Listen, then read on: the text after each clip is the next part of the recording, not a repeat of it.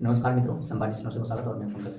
आज मैं बात करने जा रहा हूँ जो हमारे देश में चल रहा है, जो विपक्षी नेता हैं उनके द्वारा एक आंदोलन चलाया जा रहा है केंद्र सरकार के खिलाफ या जो वर्तमान एनडीए गवर्नमेंट है उसके खिलाफ कि सरकार वोट चोरी करके ही सरकार बनाती है। और उनके द्वारा विपक्षी के जो नेता है राहुल गांधी, उनके द्वारा बैंगलोर में एक प्रेजेंटेशन रखा गया, प्रेस कॉन्फ्रेंस रखा गया और उसमें उन्होंने सबूत के साथ बताया कि कहाँ से वोट चोरी हुआ है और एक एक आदमी का 3 राज्य में, 4 राज्य में, एक एक घर में लगभग 70-80 ऐसे इस तरह का उन्होंने डाटा गिनवाया और प्रमाण के साथ दिया।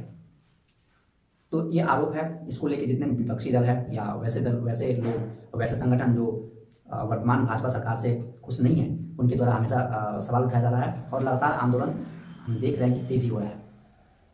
इसमें यह जो आंदोलन है, यह आंदोलन या तो मेन स्ट्रीम मीडिया में भी चल रहा है, सोशल मीडिया पे भी चल रहा है और जो वास्तविक नेता लोग हैं, जहाँ पे नेता लोग बैठते हैं वहाँ भी चल रहा है।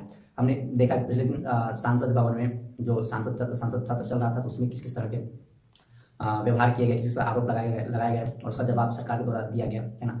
तो यहाँ शॉर्ट में बात कर लें कि आरोप तो लगाया गया, इसके एवज में जो चुनाव आयोग है उनका कहना था कि आप हमें क्या कीजिए, शपथ पत्र दायर करके दीजिए और तब हम मान लेंगे और फिर हम क्या करेंगे, इन्वेस्टिगेशन शुरू करेंगे। इस पर राहुल गांधी का कहना था कि हम शपथ पत्र क्यों दें, हमने तो जो भी डाटा लिया हम तो आपकी वेबसाइट से लिए। यह दोनों का तर्क वितर्क है ना।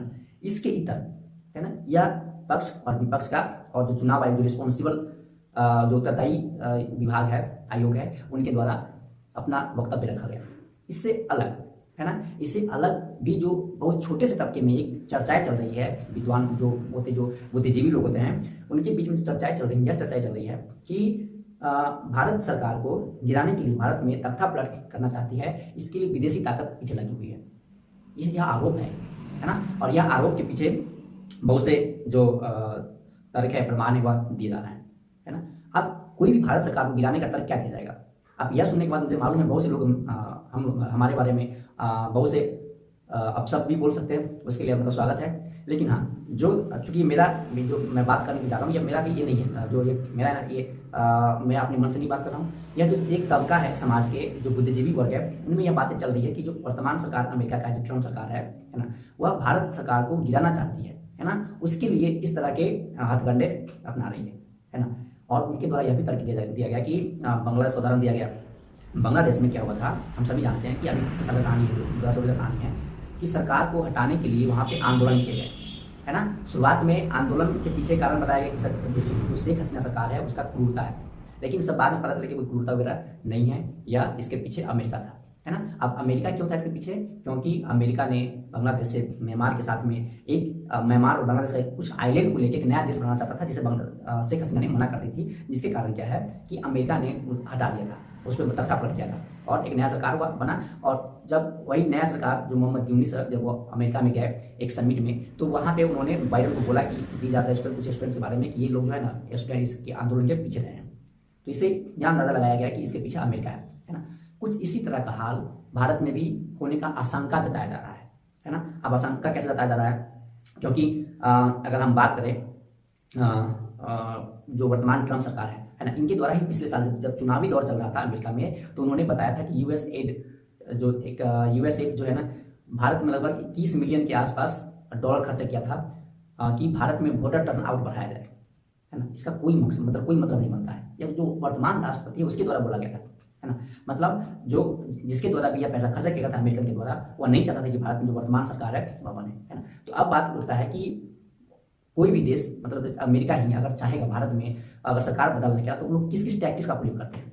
तो पहला है आर्थिक दबाव युक्त जैसे भी अंतर्राष्ट्रीय संस्थान है ना, जैसे IMF हो गया, वर्ल्ड बैंक हो गया है ना। यह देश क्या करते, यह जो संस्था है क्या करते हैं, जो दुनिया भर के जो देश है उनको फंडिंग प्रोवाइड करता है ना, उनको कर्ज प्रोवाइड करता है बहुत से प्रोजेक्ट के लिए, जैसे डैम बन रहा हो, विकास कार्य के लिए, कुपोषण हटाने के लिए, और बहुत सारा बीमारी चल रहा होता है उसको खत्म करने के लिए जो पैसा देता है देश को, ये फंडिंग देता है ना।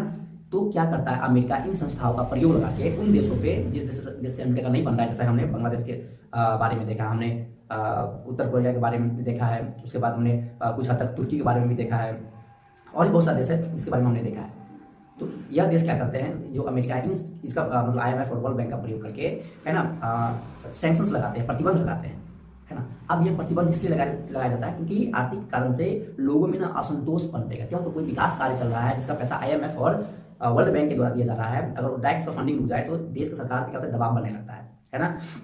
इसका उदाहरण हम लोग अब देख सकते हैं कहाँ पे, कुछ दिन पहले ही जब पिछला ट्रम्प सरकार और पाकिस्तान में जब इमरान खान का प्रधानमंत्री थे, है ना, तो वह अमेरिका के कहे शर्तों के अनुसार नहीं चल रहा था। तो वह ये कि अमेरिका ने IMF और वर्ल्ड बैंक से इस पर प्रतिबंध लगा दिया और कोई भी या किसी भी तरह का लोन देने से मना कर दिया, है ना। इससे क्या हो गया, बाद में फिर सरकार को वहाँ पे हटना पड़ा, इस्तीफा देना पड़ा, इस्तीफा तो नहीं, उसको जबरदस्ती हटा के और इमरान खान को जेल में डाल दिया गया, है ना।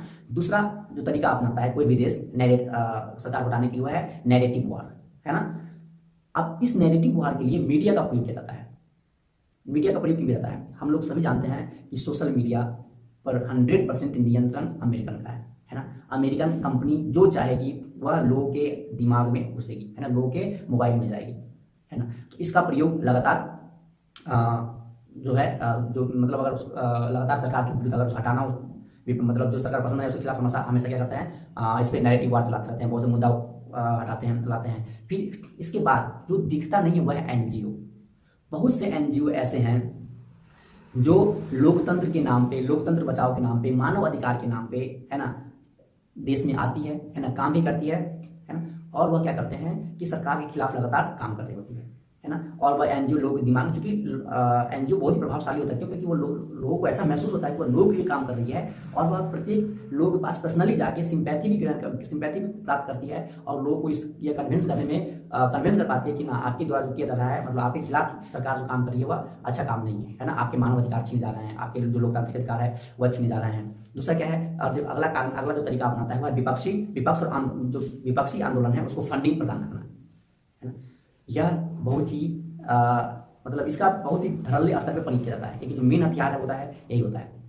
क्योंकि विपक्षी क्या होता है, सेकेंड पावरफुल, जब जो पक्ष नेता है उसके बाद सेकेंड सबसे मोस्ट पावरफुल होता है वही विपक्ष होता है ना। तो विपक्षी को फंडिंग देना, है ना, विपक्षी को फंडिंग कैसे दी जाता है ना। जैसे अमेरिकन है तो CIA के माध्यम से, या उसके बहुत सारे जैसे NGOs चलते हैं, है ना, उसके एड प्रोग्राम चलते हैं, है ना। तो एक और है US एड के माध्यम से क्या करते हैं, कुछ जो फंडिंग है प्रदान करते हैं, यानी कि आंदोलन, क्योंकि आंदोलन जब चलता है उसको जिंदा रखने के लिए, आंदोलन चलाने के लिए पैसे चाहिए होता है, तो वह पैसे US एड के द्वारा दिया जाता है और बहुत से NGO है उसके माध्यम से पैसे खर्च किए जाते हैं, है ना। इसी माध्यम से आंदोलन को और लगातार बना के रखने के लिए, है ना, छात्रों को भी शामिल किया जाता है, जिसका हमने प्राइम एग्जाम्पल देखा था अभी 1 साल पहले बांग्लादेश में, है ना। जब वहाँ पे कोई विपक्षी कारगर नहीं था तो वहाँ पे सरकार ने वहाँ पे इसको जो कॉलेज के विद्यार्थी है उसको आगे किया गया और उसे ही फंडिंग किया गया और उसे सामने रख के सरकार को हटाया गया, है ना। अन्य कारण जिसका हमने एकदम प्राइम एग्जाम्पल देखा है वो बांग्लादेश में था, है ना, जो धार्मिक संगठन है ना, जिसका हमने अफगानिस्तान में देखा था, जिसका हमने पाकिस्तान में देखा था, है ना। धार्मिक संगठनों को आगे किया गया, है ना, धार्मिक संगठनों को सरकार के खिलाफ और उकसाया गया और अंततः सरकार ने क्या किया, अपना सरकार के दबाव आया और सरकार इतना कमजोर जाता है कि सरकार को इस्तीफा देना पड़ता है और जो सरकार में प्रधानमंत्री होते हैं उससे अपना जान बचाने के लिए देश छोड़ना पड़ता है। तीसरा जो अगला कारण है वह है सैन्य पर दबाव, है ना, सैन्य पर दबाव और सैन्य दबाव बनाना, मिलिट्री प्रेशर होता है हमेशा बनाना, है ना। इसके अंतर्गत क्या होता है कि जो सेना के जो मिलिट्री के जो बड़े बड़े अधिकारी है ना, उसके साथ गुप्त संबंध बनाना और उस गुप्त संबंध के दौरान जो उसे घूस के तौर पे अपने पक्ष में कर लेना, है ना। इसका अगर उदाहरण देखेंगे तो पाकिस्तान बेस्ट एग्जाम्पल है, बांग्लादेश बेस्ट एग्जाम्पल है। अगर थोड़ा 70s के बीच में जाते हैं, 70s 80s में जाते हैं तो चिली इसका सबसे बेहतरीन एग्जाम्पल है। फिर अगला जो तरीका प्रयोग किया जाता है यह है कूटनीतिक अलगाव, है ना। अब कूटनीतिक अलगाव मतलब क्या है कि अलग थलग कर देना, है ना। अब अलग थलग कैसे, अंतर्राष्ट्रीय स्तरों पर, अंतर्राष्ट्रीय मंचों पर उसे आवाज ही नहीं बनने देना, है ना। जैसे हो गया UN हो गया, OAS हो गया, ऐसा बहुत से संस्था है जहाँ से जो नेता है उसका मान्यता छीन लिया जाता है और उसे चूंकि सैंक्शंस पहले लगा होता है, पहले दबाव बना होता है तो सब बहुत आसानी से हो जाता है। इसका हम लोग उदाहरण देखे थे क्या, वेनेजुएला में चुनी हुई सरकार को अमेरिका ने गिराया, है ना। क्यों? क्योंकि वह उसके अनुसार नहीं चल रहा था, है ना। यह 2019 वाला मामला है। और वो क्या कहता है, जिसके विपक्षी नेता है उसे क्या किया था, उसने प्रधानमंत्री बना दिया और तो राष्ट्रपति के रूप में मान्यता दे दिया और बहुत से जो लाभ है, मतलब जो फायदा US एड के जो दिया जाता है, जो वैसे पैसे उसको दिया गया और उन्हें बोला गया कि आप यहाँ पे वेनेजुएला में लोगों के लिए काम कीजिए। ये दिखावा होता है ना। फिर क्या है, इसके बाद आता है जो गुप्त ऑपरेशन किया जाता है, मतलब जो कॉवर्ट ऑपरेशन बोलते हैं। इसके द्वारा क्या होता है, अब यह जो विपक्षी जो वहाँ पे जो अमेरिकन जो सरकार है उसके द्वारा किया जाता है, उसकी एजेंसियों के द्वारा किया जाता है।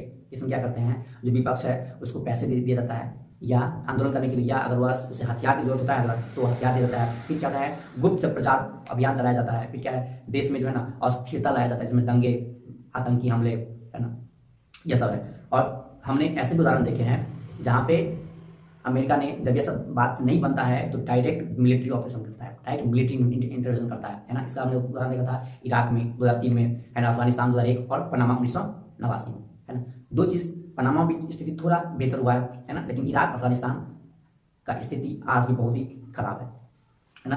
अगर इसके बाद भी हम लोग बात करते हैं कि क्या हमें जो अभी वर्तमान में जो मामले चल रहे हैं, मुद्दे चल रहे हैं, है ना, तो क्या हमें अंधों की तरह विश्वास करके आगे बढ़ते चले जाना चाहिए या हमें रुकना चाहिए, है ना। हम ये नहीं बोल रहे हैं कि वोट चोरी जैसे मामला है ना, ये भारत में, या भारत, अब देखिए हम इसमें जितने भी हो रहे हैं टैक्टिस, जो पावर टैक्टिस है, लगातार भारत में दबाव बनाया जा रहा है ना, विपक्षी पर आंदोलन चलाए जा रहे हैं, है ना, स्टूडेंट्स विंग अब मुखर होने लगे हैं, यह सब सिम्टम्स दिखता है। यह सिम्टम्स को देखते हुए बहुत से विश्लेषक है, जो विद्वान व्यक्ति है, राजनीति में रुचि रखते हैं, अंतर्राष्ट्रीय जो रिश्ता है, रिलेशन है, उसमें विश्वास रखते हैं, उसको देखते हैं, समझते हैं, वह उनका यह जो तर्क था उनका तर्क था, है ना।